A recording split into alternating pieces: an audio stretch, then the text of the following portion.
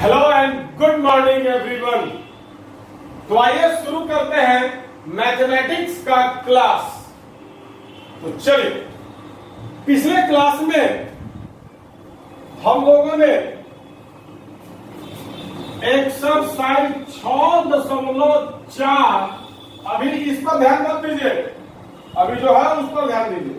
तो पिछले क्लास में हम लोग एक्सरसाइज 6.4 बना रहे थे और एक्सरसाइज 6.4 का प्रश्न संख्या 7 तक हो गया था।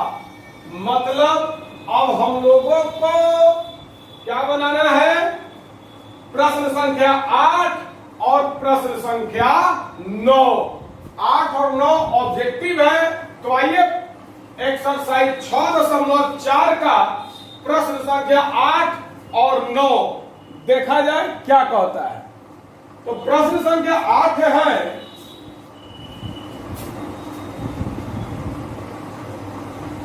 प्रश्न संख्या 8 क्या है? तो त्रिभुज एबीसी और त्रिभुज बीडीई दो समबाहु त्रिभुज है।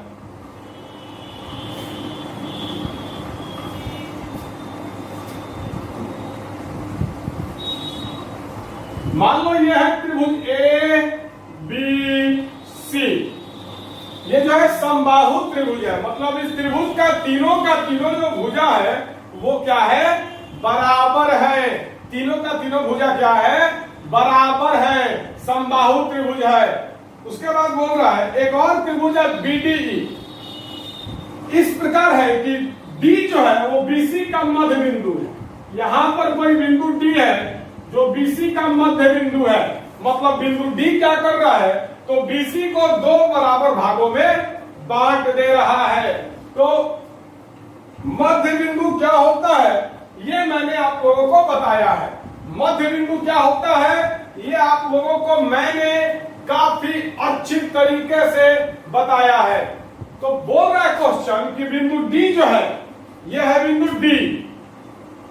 तो क्वेश्चन बोल रहा है कि बिंदु डी जो है वो बीसी का मध्य बिंदु है। ये जो बीसी है इसका मध्य बिंदु है डी। मतलब बिंदु डी क्या कर रहा है? बीसी को दो बराबर भागों में बांट रहा है। मतलब बीडी और सीडी बराबर है। और एक और त्रिभुज है बीडीई।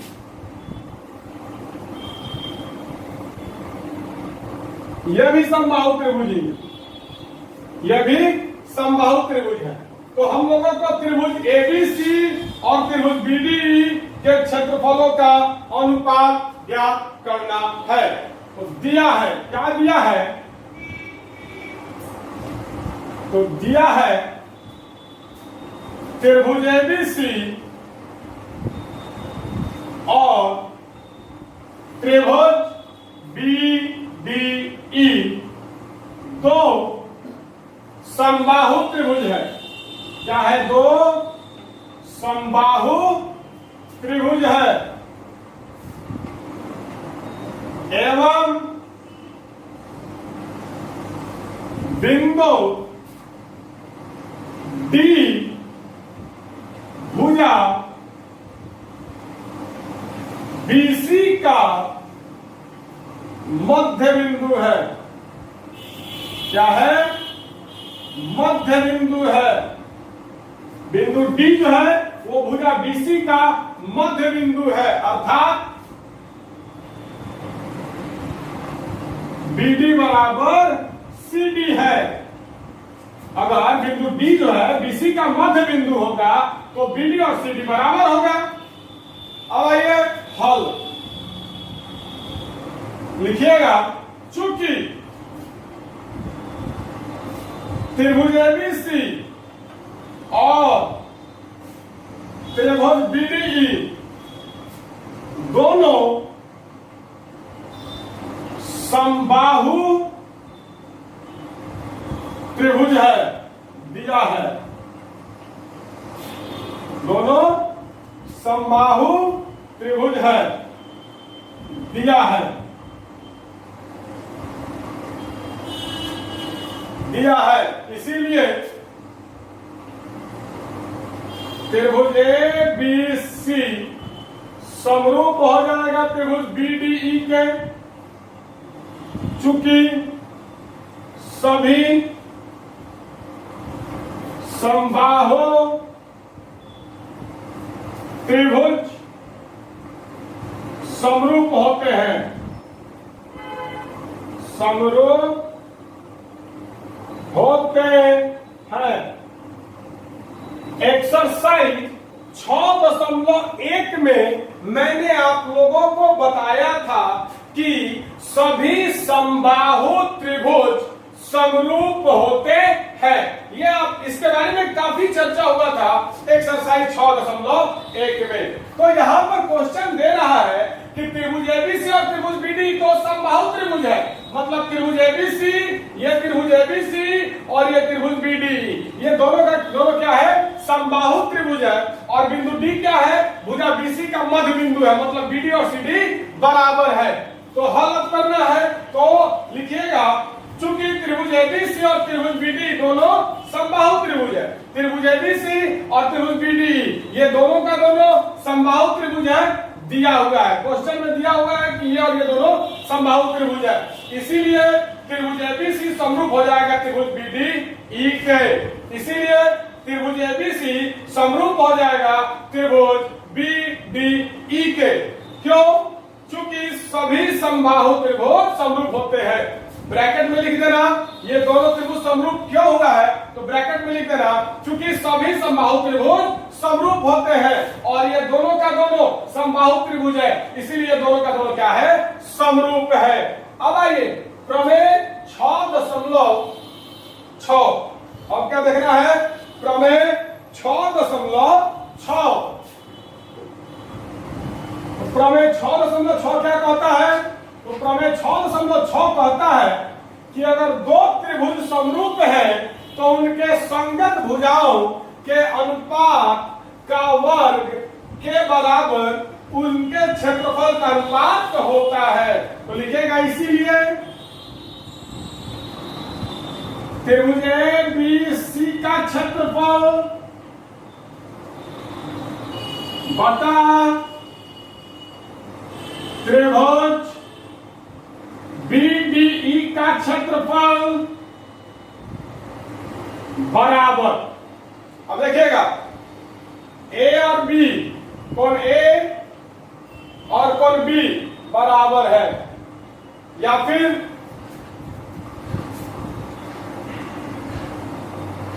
तो देखिएगा समबाहु में तो तीनों कोण 60 डिग्री होता है, तो फिर यहां पर संगत भुजा की आवश्यकता नहीं है। इसका कोनो एगो भुजा उठा लीजिए और इसका कोनो एगो भुजा उठा लीजिए।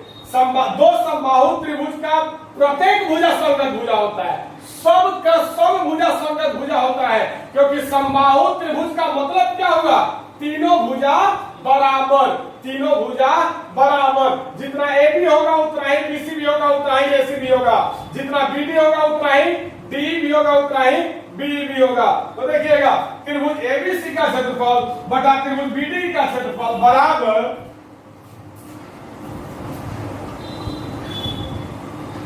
बीसी बटा बीडी का स्क्वायर। अब ये कहां से हमने लिखा है, तो प्रमेय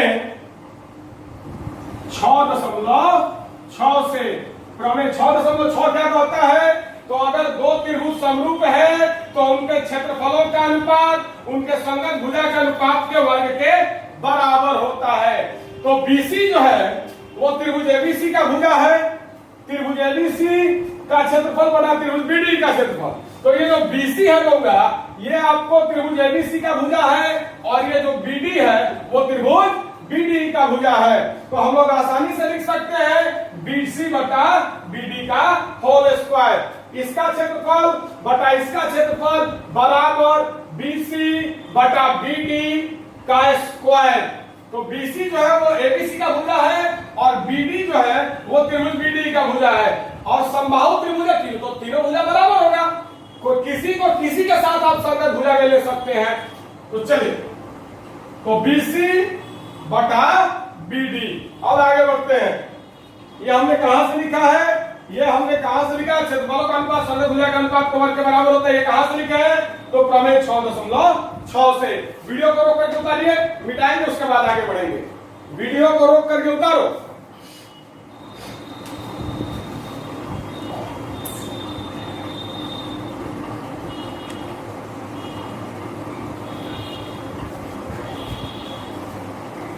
वीडियो को रोक करके उतारिए।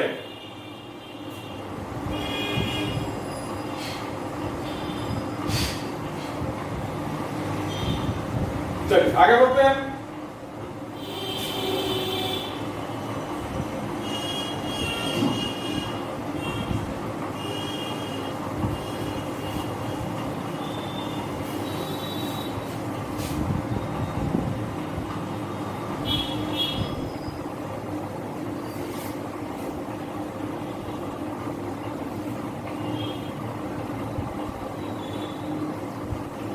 अब देखिएगा, इसके आगे लिखेगा या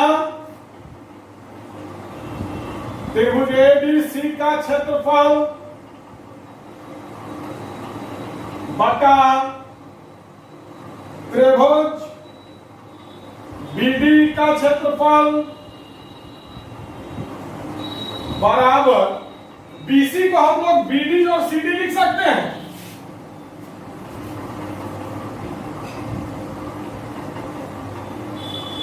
बीसी को हम लोग बीडी और सीडी लिख सकते हैं। अब बताओ बीडी, इसका होल स्क्वायर। यहां जो बीसी है, ये जो बीसी है, इसको हम लोग बीडी और सीडी आसानी से लिख सकते हैं। तो बीसी के जगह पर हमने बीडी और सीडी लिख दिया, क्योंकि बीसी जो है बीडी और सीडी के जोड़ के बराबर होगा। बीसी में 2 पार्ट है, बीडी और सीडी। अगर दोनों को जोड़ देंगे तो बीसी आ जाएगा। तो बीसी को हम लोग बीडी जोड़ सीडी लिख दिए। या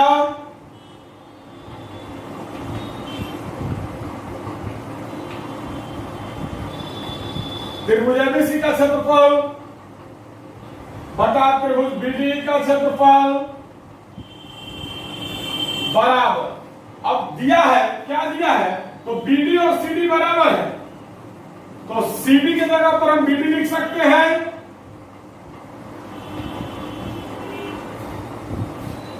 क्वेश्चन में दिया है, ब्रैकेट में लिख दो, दिया है। क्या दिया है, तो सीडी और बीडी बराबर है। उस समय मैंने लिखा भी था बीडी बराबर सीडी। ये बिंदु डी जो है वो बीसी का मध्य बिंदु है, अर्थात बीडी बराबर सीडी। तो सीडी के जगह पर हम बीडी लिख सकते हैं, कोई दिक्कत नहीं है, क्योंकि सीडी और बीडी बराबर है, बीडी और सीडी बराबर है। तो सीडी के जगह पर हमने क्या लिख दिया, बीडी लिख दिया। और यहां पर ब्रैकेट में लिख देना दिया है, यहां पर ब्रैकेट में लिख देना दिया है। अब आगे बढ़ते हैं।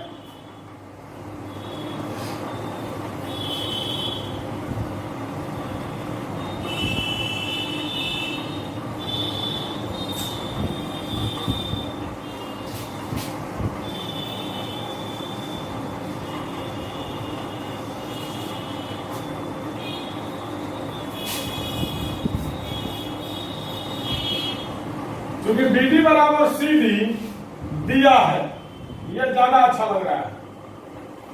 चूंकि बीडी बराबर सीडी दिया है, तो सीडी के जगह पर हमने बीडी लिख दिया। अब आइए, x जोड़ x 2x, वैसे ही बीडी जोड़ बीडी 2BD,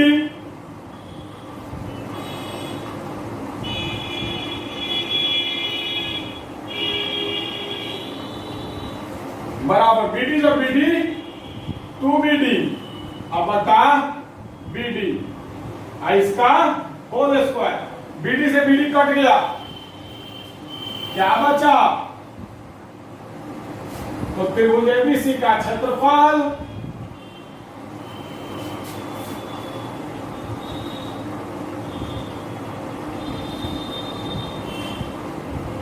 बटा त्रिभुज बीडी का क्षेत्रफल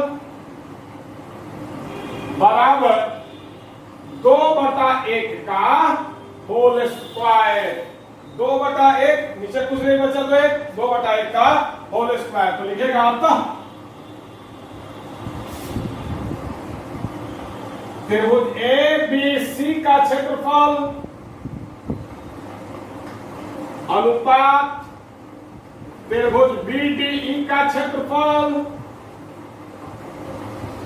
बराबर 2 का स्क्वायर 4 अनुपात 1 का स्क्वायर 1। आंसर यही पूछ रहा था कि त्रिभुज एबीसी का क्षेत्रफल और त्रिभुज बीडी के क्षेत्रफल का अनुपात बताइए। बटा का ही मतलब होता है अनुपात, बटा का ही मतलब होता है अनुपात। तो वही क्वेश्चन बोल रहा था कि त्रिभुज एबीसी और त्रिभुज बीडी के क्षेत्रफलों का अनुपात बताइए। तो यहां तक कोई दिक्कत नहीं हुआ होगा।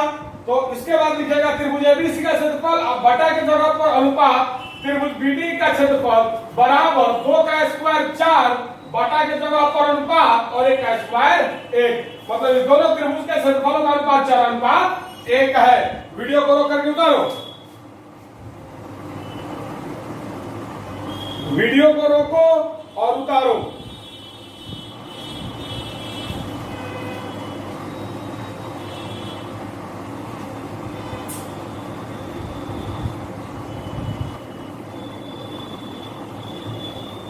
चलिए अब आगे बढ़ते हैं एक्सरसाइज 6.4 के प्रश्न संख्या 9 की तरफ।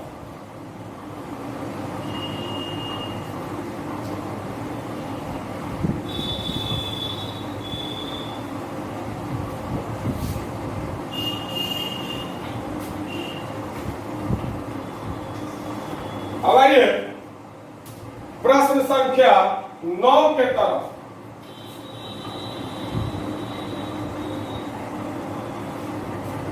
बोल रहा है कि दो समरूप त्रिभुज की भुजाएं 4:9 के अनुपात में है। तो इस त्रिभुज के क्षेत्रफल का अनुपात बताइए, त्रिभुज के क्षेत्रफल का अनुपात बताइए। तो हम लोग जानते हैं कि मैंने बोल रहा है कि 2 समरूप त्रिभुज है और उसके भुजाओं का अनुपात 4:9 है, मतलब 4/9 है। और 2 त्रिभुज है, दोनों का दोनों समरूप है और उसके भुजाओं का अनुपात 4:9 है, मतलब 4/9 है। तो क्षेत्रफल का अनुपात बताइए। तो प्रमेय 6.6 से हम लोग जानते हैं कि 2 समरूप त्रिभुज के क्षेत्रफल का अनुपात उसके संगत भुजाओं के अनुपात के वर्ग के बराबर होता है। तो संगत भुजाओं के अनुपात क्या दिया है? 4:9, इसके वर्ग के बराबर होगा, मतलब 4/9 का स्क्वायर, मतलब 16/81, मतलब 16:81 आंसर। तो संगत भुजा का अनुपात 4:9 दिया है, तो क्षेत्रफल का अनुपात पूछ रहा है। तो क्षेत्रफल का अनुपात क्या होता है? संगत भुजा के अनुपात को वर्ग के बराबर होता है। उतारिए।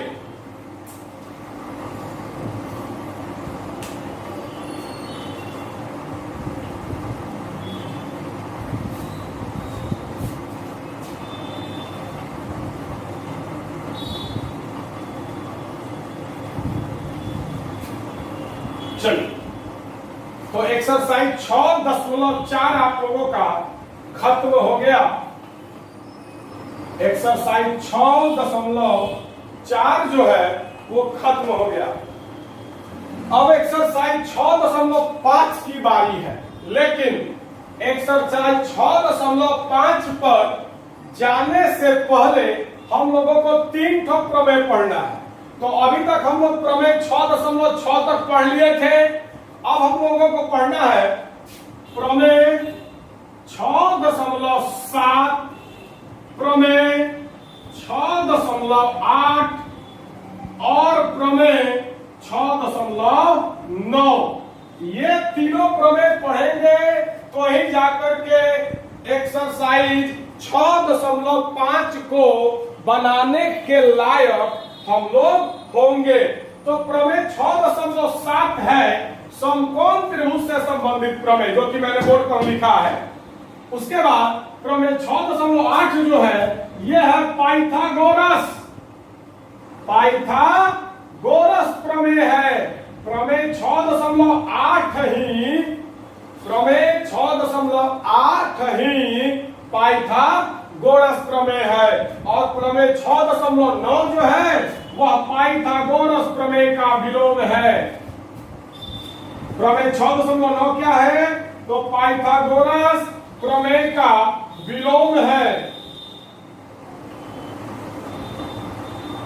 तो इस 3 प्रमेय के बारे में हम लोगों को जानना है। अब इस तीनों प्रमेय जानने के बाद ही प्रश्नावली 6.5 हम लोग बना पाएंगे। तो आइए प्रमेय 6.7 जाना जाए। तो समकोण त्रिभुज तो आप लोग जानते हैं। तो समकोण त्रिभुज क्या होता है?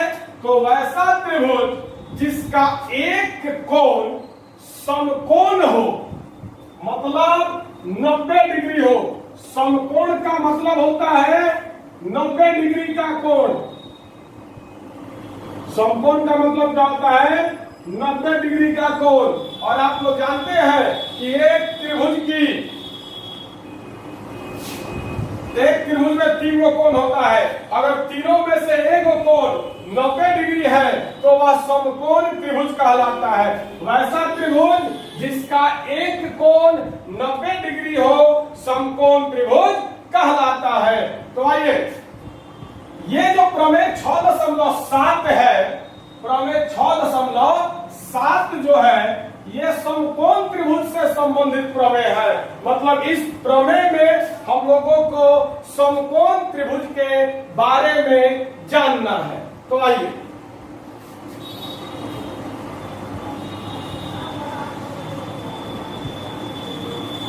हम लोग एक समकोण त्रिभुज बनाते हैं। मान लो कि ये कोई समकोण त्रिभुज है ए बी सी। क्या? तो त्रिभुज ए बी सी एक समकोण त्रिभुज है। एक समकोण त्रिभुज है जिसका कोण B बराबर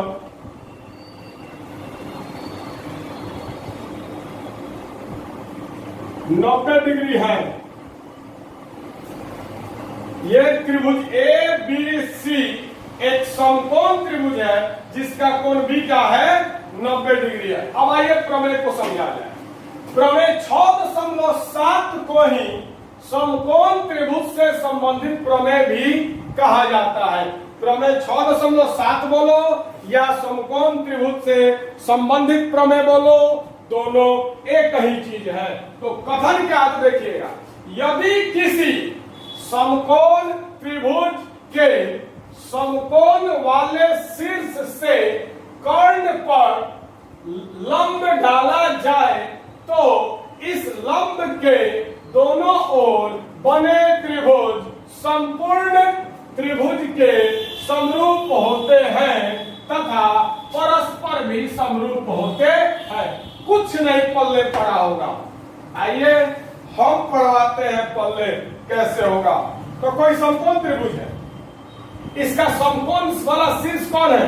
बी है। समकोण वाला शीर्ष क्या है? बी है। क्या है? समकोण वाला शीर्ष कौन है? तो बी है।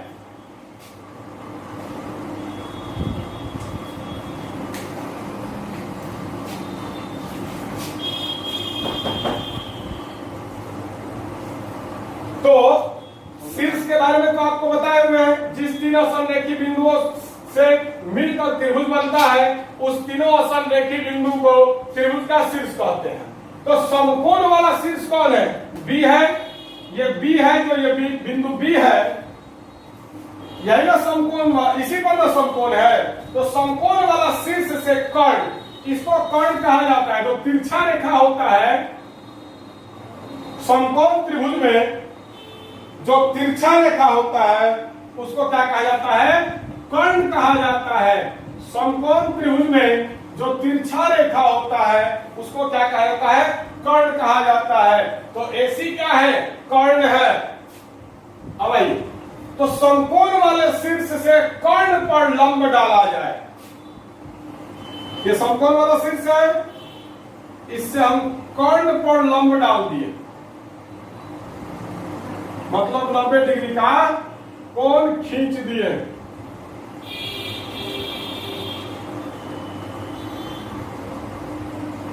तो इधर भी 90, इधर भी 90, तो लिखेगा तथा बीडी लंब AC है। अब इसके बारे में मैं क्या यहां पर बोल रहा हूं, तो ABC एक समकोण त्रिभुज है। त्रिभुज ABC एक समकोण त्रिभुज है जिसका कोण भी समकोण है, तथा BD जो है वो लंब है AC पर, मतलब BD जो है वो AC पर 90 डिग्री का कोण बना रहा है, मतलब BD जो है वो लंब है AC पर।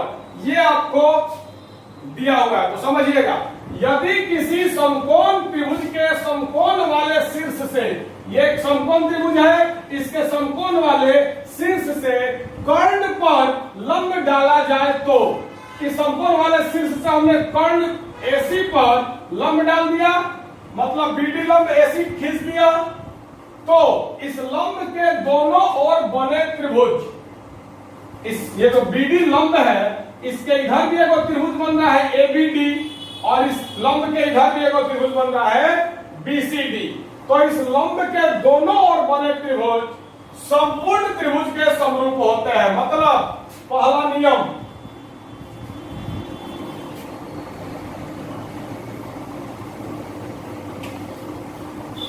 पहला क्या मामला हो रहा है, तो इस लंब के दोनों ओर बने त्रिभुज संपूर्ण त्रिभुज के समरूप होते हैं। मतलब त्रिभुज ADB समरूप होता है त्रिभुज ABC के, यही कहता है प्रमेय 6.7। रुकिए एक मिनट, अच्छा से लिख दे रहे हैं।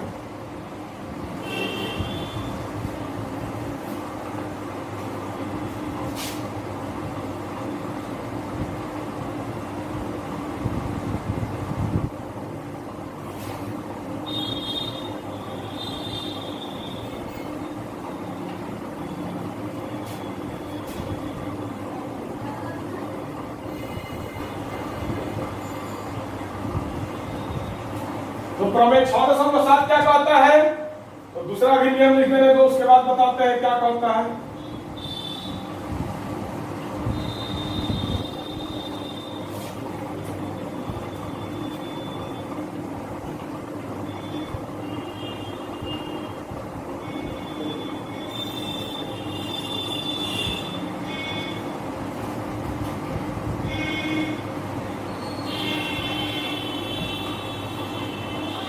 मतलब समझिएगा ध्यान से, एक समकोण त्रिभुज ABC है जिसका शीर्ष है, समकोण वाला शीर्ष है B, कोण B जो है वो 90 डिग्री है, मतलब कोण B क्या है, समकोण है। तो समकोण वाला शीर्ष B है, इस शीर्ष से अगर हम लोग कर्ण AC पर लंब डालते हैं, तो इस लंब के दोनों ओर बना त्रिभुज संपूर्ण त्रिभुज के समरूप होता है।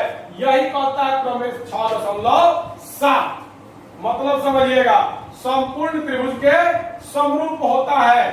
तो हमने BD लंब खींचा AC पर, तो BD, ये जो BD है इसके इधर एक त्रिभुज है, इस त्रिभुज का नाम क्या है, ADB। इस त्रिभुज का नाम क्या है, ADB। तो ये त्रिभुज ADB जो है वो त्रिभुज ABC के से समरूप होगा, मतलब ये त्रिभुज और पूरा त्रिभुज समरूप होगा। मतलब दोनों ओर बने त्रिभुज संपूर्ण त्रिभुज के समरूप होते हैं। संपूर्ण त्रिभुज का मतलब त्रिभुज ABC, त्रिभुज ABC, संपूर्ण त्रिभुज का मतलब यही होता है त्रिभुज ABC। अब आइएगा,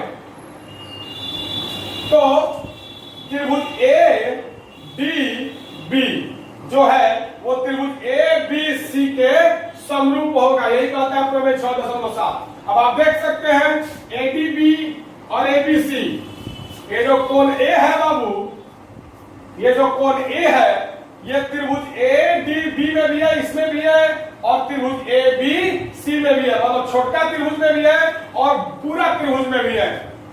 तो इसका ये कोने कोने समकोण हो जाएगा। अब डी और बी, इस त्रिभुज का, त्रिभुज एडीबी का कोण डी 90 डिग्री है और बड़का त्रिभुज एबीसी का कोण भी 90 डिग्री है, मतलब कोण डी और कोण बी बराबर होगा। और तीसरा जो बच गया वो तो बराबर होगा, मतलब कि ये जो कोण बी है यहाँ पर, इस छोटा त्रिभुज का ये जो कोण है बी, ये जो है ये और कोण सी, ये दोनों क्या होगा, बराबर होगा। माइंड में सेट कर ले, ये दोनों क्या होगा, बराबर होगा।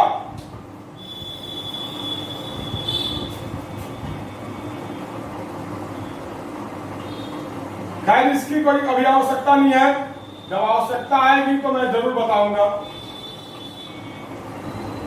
अब ये लंब के, ये जो मैंने लंब डाला है बीडी, इसके इधर भी एक त्रिभुज है, क्या नाम है, B D C, B D सी।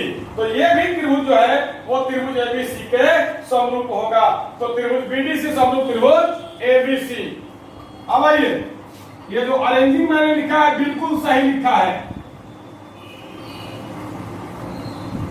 और तीसरा नियम क्या कहता है, तो आपस में भी समरूप होगा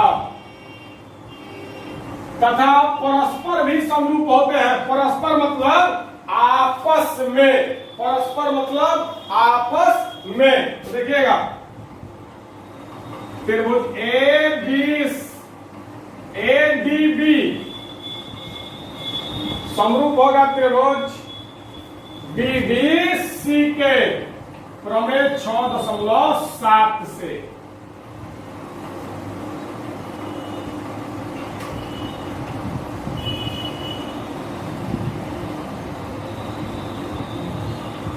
चलिए तो समझिएगा, मेन मामला यही है।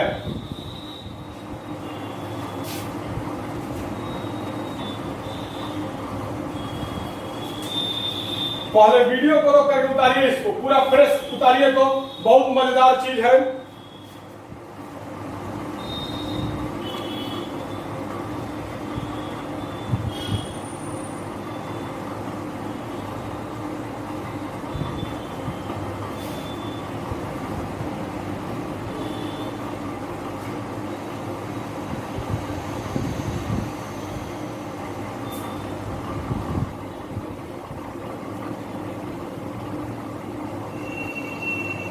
तो चलिए, आई थिंक आप लोग बता लिया होगा। एक बार फ्रेश टू फ्रेश मैं आपको समझा दे रहा हूं, एकदम क्लियर मैं आपको समझा दे रहा हूं एक बार फिर से। एक समकोण त्रिभुज है, त्रिभुज एबीसी, जिसका कोण भी समकोण है। अब समकोण वाले शीर्ष से कर्ण पर हम लोग लंब डाल रहे हैं। कर्ण क्या है, एसी है, तो समकोण वाला शीर्ष बी है, इससे हम लोग कर्ण पर लंब डाले, ठीक है। ये जो बीडी मैंने लंब डाला एसी पर, तो वही मैंने लिखा है त्रिभुज एबीसी एक समकोण त्रिभुज है जिसका कोण बी बराबर 90 डिग्री है, मतलब कोण बी क्या है, समकोण है, तथा बीडी लंब एसी है। बीडी लंब हमने डाला है एसी पर, तो बीडी लंब एसी है, इसीलिए त्रिभुज ए डी बी जो है वह त्रिभुज एबीसी के समरूप होगा। ये छोटा त्रिभुज और बड़का त्रिभुज, ये त्रिभुज एडीबी, ये त्रिभुज और संपूर्ण त्रिभुज एबीसी, ये दोनों समरूप होगा। उसके बाद ये छोटा त्रिभुज बीडीसी संपूर्ण त्रिभुज के समरूप होगा, मतलब ये त्रिभुज जो है बीडीसी, ये भी त्रिभुज एबीसी के समरूप होगा और आपस में भी समरूप होगा, मतलब ये त्रिभुज और ये त्रिभुज, ये दोनों आपस में भी समरूप होगा। यही कहता है प्रमेय 6.7। तो माइंड में सेट कर लीजिएगा, यदि किसी समकोण त्रिभुज के समकोण वाले शीर्ष से कर्ण पर लंब डाला जाए तो इस लंब के दोनों ओर बने त्रिभुज, ये जो लंब है इसके दोनों ओर बने, इधर और इधर दोनों ओर बने त्रिभुज संपूर्ण त्रिभुज के समरूप होते हैं, मतलब ये त्रिभुज भी एबीसी के समरूप होगा और ये त्रिभुज भी एबीसी के समरूप होगा, तथा परस्पर भी समरूप होते हैं, मतलब ये त्रिभुज और ये त्रिभुज आपस में भी समरूप होगा। तो यही है समकोण त्रिभुज से संबंधित प्रमेय। आप लोगों ने उतार लिया होगा, एक बार फिर से मैं आपको समय दे रहा हूं, उतारिए।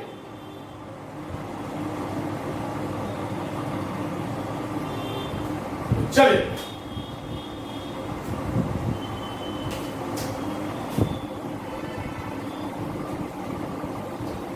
अब आगे बढ़ते हैं। काफी मजेदार टॉपिक पढ़ा रहे हैं आज, बहुत ही इंपॉर्टेंट टॉपिक है ये, माइंड में सेट कीजिए आप सभी लोग।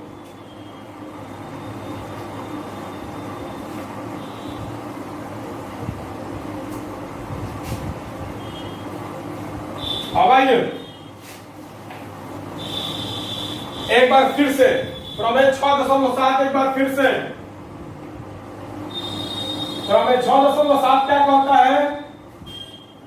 तो एक समकोण त्रिभुज पहले बनाइए। मान लीजिए एक समकोण त्रिभुज बना रहे पी क्यू आर, जिसका कोण क्यू समकोण है। हमने क्या किया, एक समकोण त्रिभुज बनाया पी क्यू आर जिसका कोण क्यू समकोण है। अब हम समकोण वाले शीर्ष से कर्ण पर लंब डालेंगे। तो इस समकोण त्रिभुज का कर्ण क्या है? पी आर है। इस समकोण त्रिभुज का कर्ण क्या है? पी आर है। और समकोण वाला शीर्ष क्या है? क्यू है। तो समकोण वाले शीर्ष से हमने कर्ण पर लंब डाला। मान लो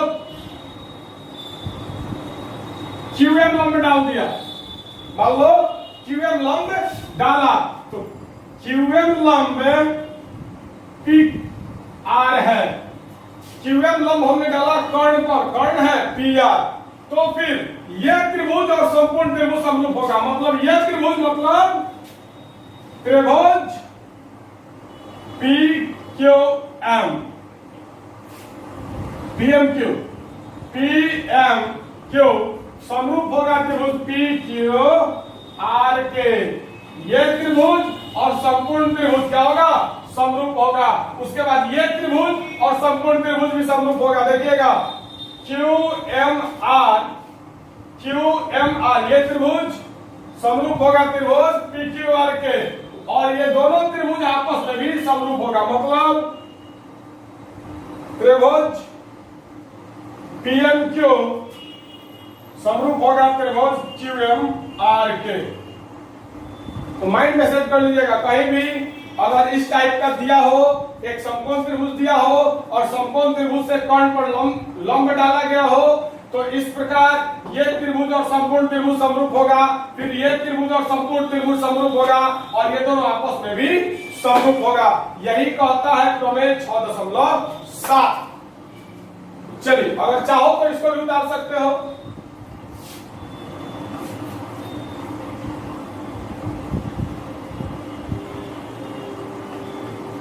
चाहो तो वीडियो को रोककर उतार लो।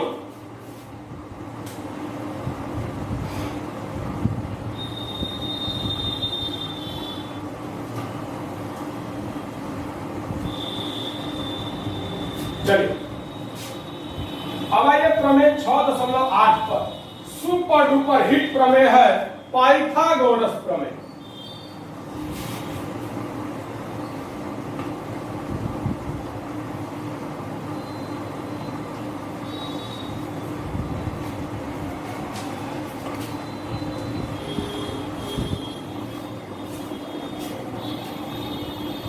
प्रमेय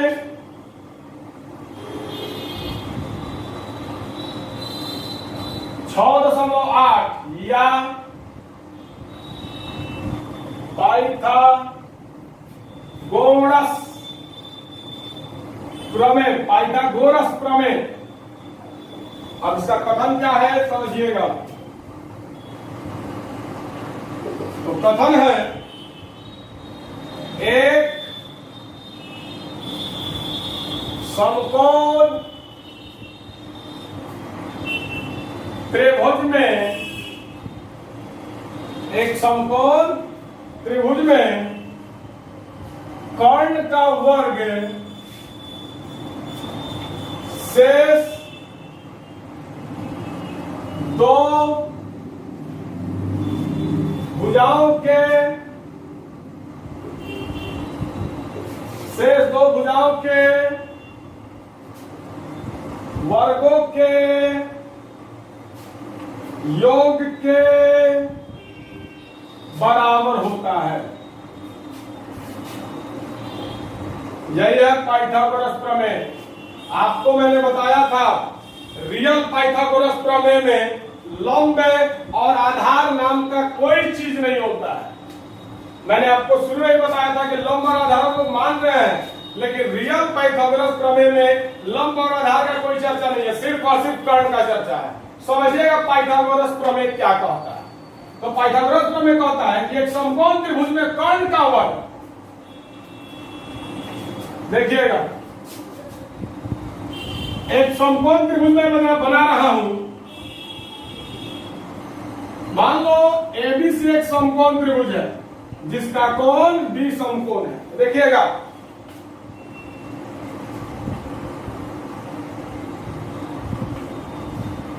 यदि त्रिभुज एबीसी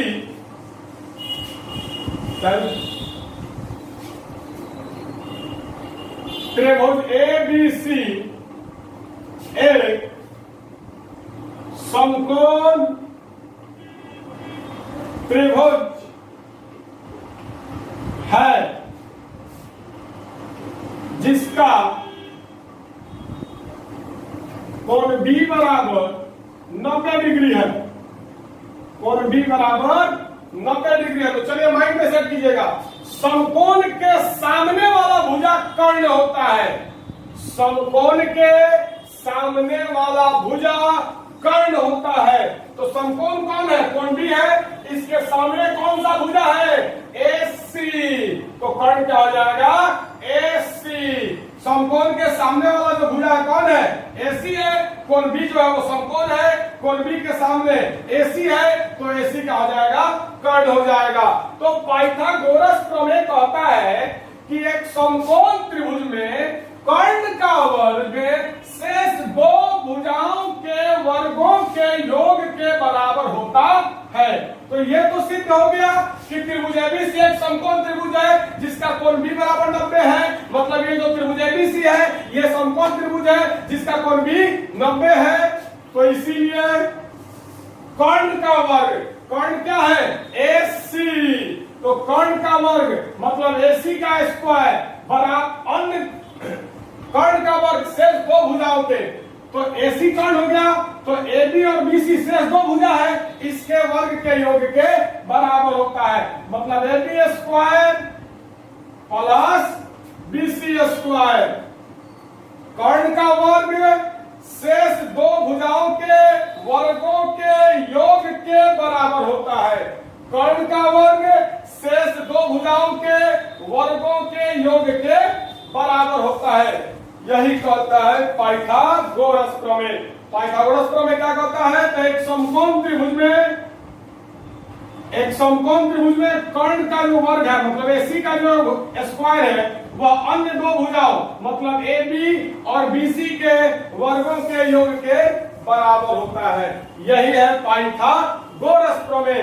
पाइथागोरस प्रमेय के बारे में आप लोग पहले से भी जानते हैं अच्छी तरीके से। तो चलिए, पहले आप लोगों को मैंने बताया था कर्ण का स्क्वायर बराबर लंब का स्क्वायर और आधार का स्क्वायर। वो त्रिकोणमिति में आपको मदद हो, बनाने में आसानी हो, इसलिए मैंने आपको बता दिया था। यहाँ पर आप ध्यान से समझ लो, लंब और आधार नाम का कोई चीज नहीं होता है। कर्ण का वर्ग और शेष दो भुजाओं का वर्ग। तो शेष दो भुजा कर्ण के अलावा शेष दो को भुजा कौन कौन है? AB है और BC है। ये AC तो कर्ण है, कर्ण के अलावा शेष दो भुजा कौन कौन बचेगा? AB और BC। तो AC का जो स्क्वायर है वह AB के स्क्वायर के और BC के स्क्वायर के योग के बराबर होता है।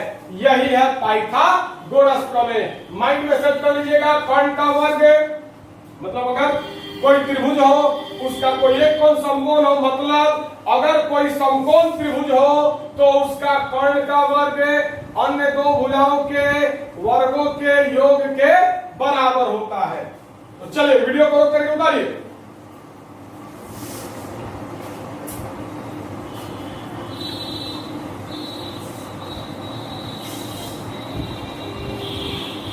तो चलिए आज का क्लास में यहीं को रोकता हूं। अच्छा ये समझिएगा, आज मैंने दो प्रमेय बताया है, ये दोनों का दोनों प्रमेय बहुत ही इंपॉर्टेंट है। मतलब VVIP प्रमेय है दोनों का दोनों। इसका बहुत ही ज्यादा यूजेज होगा 6.5 में एक्सरसाइज प्रश्नावली 6.5 में। तो आज का क्लास यहीं पर रोक रहे हैं। अगले क्लास में मैं आपको प्रमेय 6.9 बताऊंगा, जो कि त्रिभुज चैप्टर का अंतिम प्रमेय है। और प्रमेय 6.9 को ही हम लोग पाइथागोरस प्रमेय का विलोम कहते हैं, तो वो बताएंगे और उसके बाद एक्सरसाइज 6.5 को बनाना शुरू कर देंगे। तो ठीक है, आज का क्लास यहीं पर रोकते हैं। बहुत बहुत धन्यवाद। Have a nice day. अगर नहीं उतारे होंगे तो वीडियो को रोककर उतार लो।